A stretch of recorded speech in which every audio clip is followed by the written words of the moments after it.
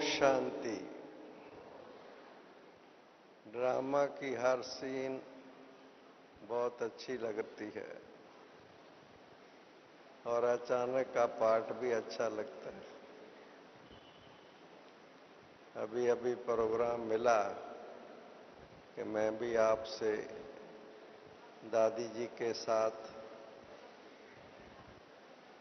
जो समय गुजारा उसकी कुछ स्मृतियां आपसे शेयर करूं। अभी अभी प्रोग्राम मिला तो मैं संकल्प आ रहा था क्या सुनाऊं, कहां से शुरू करूं।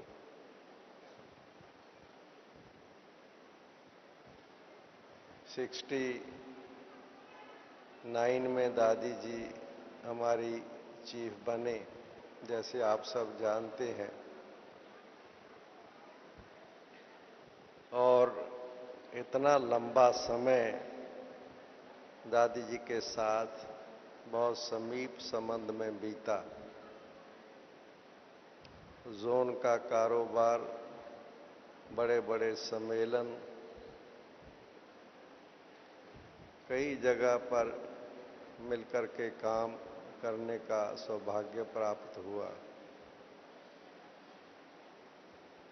तो पहली बात जो मैं आपसे शेयर करना चाहूँगा, इतनी महान आत्मा और इतना निर्माण व्यक्तित्व उनका, जैसे अभी भी आप सुन रहे थे। इतनी बड़ी ऑर्गेनाइजेशंस को उनकी वो चीफ थी, मुख्य प्रशासिका थी, मगर उनके व्यवहार में वो बात नजर नहीं आती थी। मुझे वो दिन याद आता है, पहली बार 1987 में एक संत सम्मेलन पहले माउंट आबू में करने का संकल्प लिया गया और बहुत ही ध्यान से हमारे भ्राता जगदीश जी, भ्राता ब्रिजमोहन जी मिलकर के बहुत प्लानिंग से कि बड़े बड़े महामंडलेश्वर और सब लोगों को हम बुला रहे हैं, बहुत सावधानी रखनी पड़ेगी, क्योंकि हम जानते हैं कि वो क्या बोलते हैं और क्या सुनाते हैं। ग्रंथों की, शास्त्रों की बातों को विद्वान हैं।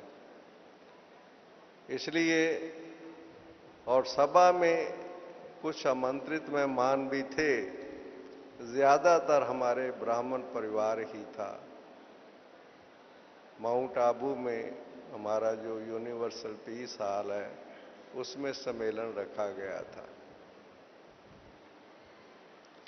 सम्मेलन तो बाद में चला, उसकी तो कई विशेषताएं रहीं, मगर मैं दादी जी की बात आपसे शेयर करना चाहता हूं। जब वो आ गए, दादी जी ने बुला के पूछा, उनको सुखधाम में रखा गया था, एक एक महात्मा को एक एक कमरा दिया गया। दादी जी ने बुला के पूछा, सब आराम से हैं, ठीक हैं? मैंने कहा दादी जी सब खुश हैं, प्रबंध ठीक है। थोड़ी देर के बाद फिर बुलाया। मेरा विचार है, रात को 9:30 पौने 10 बजे थे, मेरा विचार है कि मैं खुद चल कर के देखूं कि उनको प्रबंध ठीक मिला है। रात के 9:30 पौने 10 बजे हम लोग एक दो को आगे भगाया, क्योंकि वो महामंडलेश्वर हैं, संत लोग हैं, कैसे बैठे होंगे कमरे में। सबको पहले सूचना दी गई कि दादी जी स्वयं आ रहे हैं, ये देखने के लिए कि आपको प्रबंध ठीक मिला है। मैंने देखा उनमें से 2-3 महात्मा आए तो काफी थे। ये बात सुनते ही उनके आंखों में आंसू आ गए। दादी जी स्वयं आ रही हैं यहां पर। हमने कहा आ रही हैं दादी जी ये देखने के लिए। और दादी जी एक एक कमरे में गई एक एक महात्मा से पूछा, ठीक है, और कुछ प्रबंध चाहिए, कोई कमी पेशी हो तो हमें बताओ। इतनी निर्माणता से, और हर एक के मुख से एक ही बात निकल रही थी, दादी जी आप किस लिए खुद आए? आप इस समय पर रात को किस लिए आए हैं? जबकि आपके साथ तो सारे ही बहुत अच्छे काम कर रहे हैं और सब बड़ा अच्छी तरह से देखभाल कर रहे हैं। तो मैंने देखा कि इस एक छोटी सी बात हमें ऐसे लगती है, मगर पहले दिन ही उनके दिल को पिघलाने वाली बात थी। इतनी बड़ी चीफ दादी, संस्था की मुख्य प्रशासिका, जिनसे मिलने के लिए लोगों को टाइम लेना पड़ता है, जो हेड होते हैं, और वो खुद हारे के पास मिलने के लिए भी आ रही है और प्रबंध देखने के लिए भी आ रही है। दूसरी बात मुझे याद आती है, एक महात्मा जी को मिलाने दादी जी के रूम में हम ले गए। दादी जी जहाँ बाबा का कमरा है मधुबन में, दादी जी ने कहा मैं यहाँ मिलूंगी सबसे। दादी बाबा की जो गद्दी है, दादी ने वो जगह फिक्स की। तब दादी जी का वो रूम जो था बाद वाला, वो अभी मेरा ख्याल इस ढंग से नहीं बना था।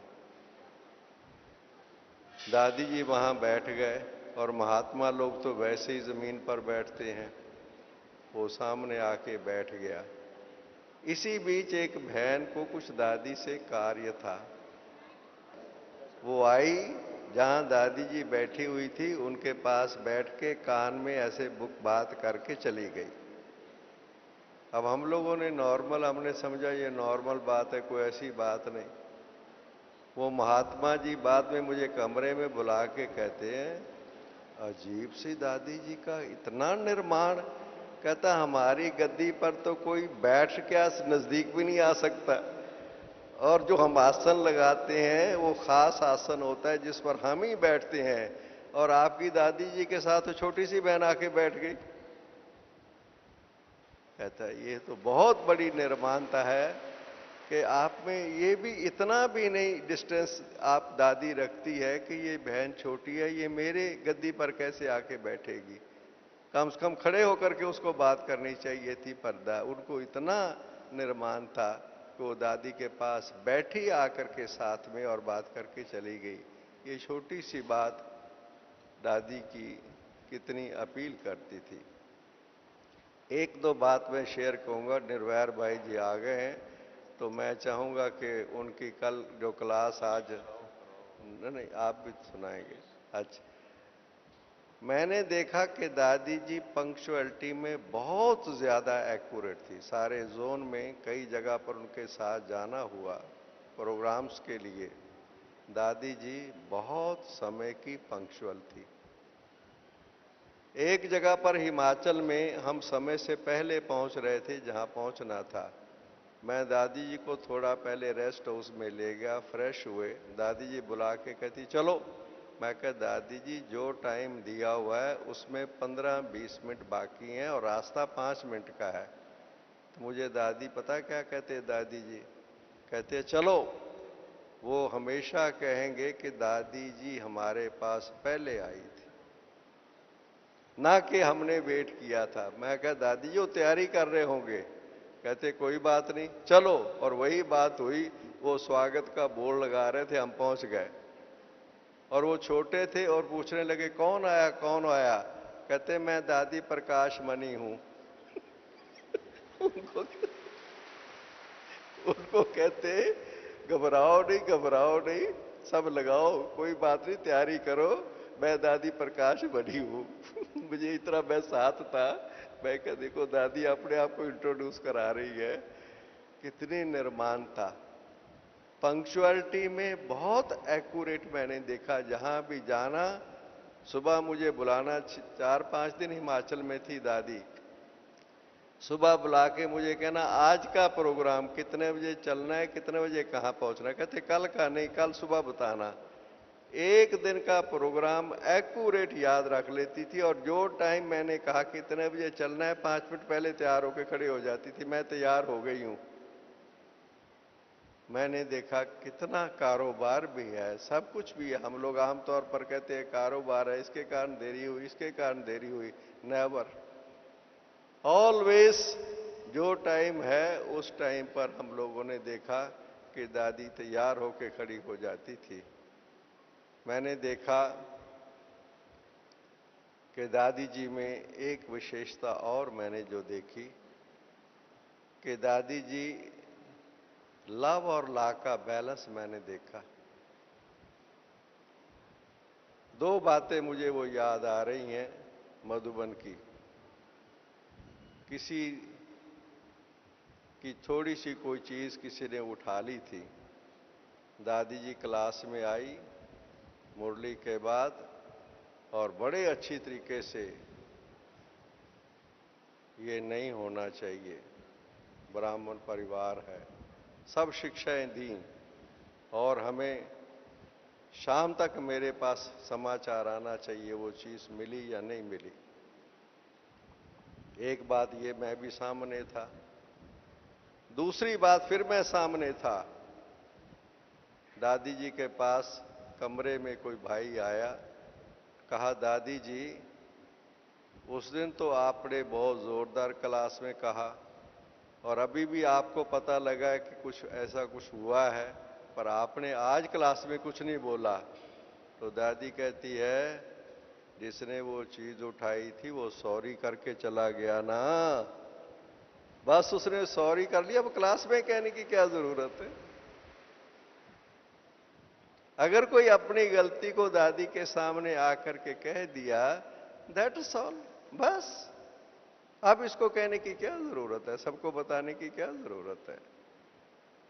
इतना प्यार, इतना रिगार्ड कि रियलाइज अगर कर लिया है तो बस दैट्स ऑल। इसमें और ज्यादा की बात क्या है कि जहां उसमें लाफुल भी थी नियम मर्यादाओं की, वहां प्यार की बिसने की भी वो मूर्ति थी दादी। ये हमने दादी का देखा। कई बार हम लोग मधुबन में तो महीने में भी कई बार 2 महीने में आना ही होता था। मुझे वो बात बड़ी याद आती है तो मैं मुस्कुराता हूँ कभी कभी कि दादी सिखाती कैसे थी हमें। मैं बाट से व्हीकल से उतरा, शिवर के कुछ कागज थे मेरे पास। मैं शशि बहन के ऑफिस में जाके शशि बहन को मैं कहा ये पेपर देके फिर सामने दादी बैठी हुई सामने जाऊंगा। दादी जी ने देख लिया दूर से, एक भाई को सेवादारी को भेजा, अमीर चंद को बुला के लाओ। मैं गया तो कहती है पहले शशि बहन के ऑफिस में क्यों गए, पहले मेरे पास क्यों नहीं आए। कि हमें ये सिखाने के लिए कि नहीं, अब मैंने समझा, मैंने कहा ये काम उतार दूं, दादी तो सामने बैठी हुई है, फर्स्ट किसको आपने करना है। और मुझे जानकी दादी की बात भी याद आती है।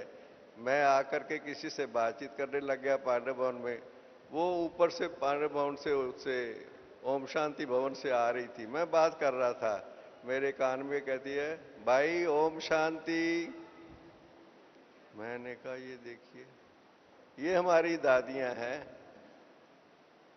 इनमें इतनी महानता और इतनी निर्माणता कि जैसे ओम शांति मुझे करनी है या किसको करनी है इसका कोई ख्याल नहीं है। कितना मैंने देखा कि उनके अंदर। और दूरदर्शिता की एक बात कह के अब मैं समाप्त करूंगा, बातें तो बहुत ध्यान में आ रही हैं। हम लोग हिमाचल में दादी जी को ले गए, दलाई लामा के पास भी जाना था, कई जगह, वापस फिर हम चंडीगढ़ आ गए दादी जी को लेकर के। और वहाँ का प्रोग्राम रखा था, विधानसभा के स्पीकर आए हुए थे, मौसम थोड़ा ऐसा हो गया, हाल छोटा था, उसके 7 जगह हमने अप्लाई की हुई थी, रिजर्व कराई हुई थी।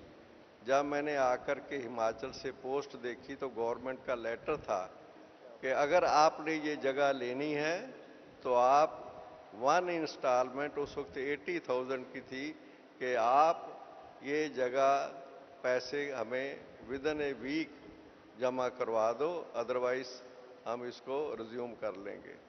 अब हमारे पास पैसा तो था नहीं, सच्ची बात है।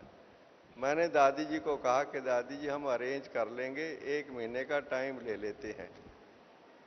मुझे कहती है थोड़ा ठहरो, मैं आज मधुबन निकल रही हूं और मेष भाई भी पांडव भवन में है। तलहटी अभी बना नहीं था यहाँ शांतिवन, पर वहां हमने मिलना है, मैं उनसे बात करूंगी, भले आप एक हफ्ते का टाइम ले लो, ज्यादा ना लो। मैंने कहा ओके। और दूसरे ही दिन जैसे दादी जी पहुंची और रमेश भाई से बात की, रमेश भाई जी को शायद याद ना हो, इनका मुझे टेलीफोन गया, आपने एक हफ्ते का टाइम भी नहीं लेना है, हम आपको पैसा टेलीग्राफिकली कैसे भी भेज रहे हैं। ये दादी की दूरदर्शिता थी कि ये जगह हमारे बहुत काम की कल को आएगी। कौड़ियों के भाव उस समय मिल रही थी। आज वहां पर मैं जब देखता हूं 3-4 मंजिला साथ में ही हमारे सेकंड जो भवन बना हुआ है, आज वहां कितनी सेवाएं हो रही हैं। ये दादी जी की दूरदर्शिता थी कि आज नहीं आगे चल करके ये बड़े बड़े स्थान जो है काम कितने आएंगे, सेवाएं बढ़ जाएंगी।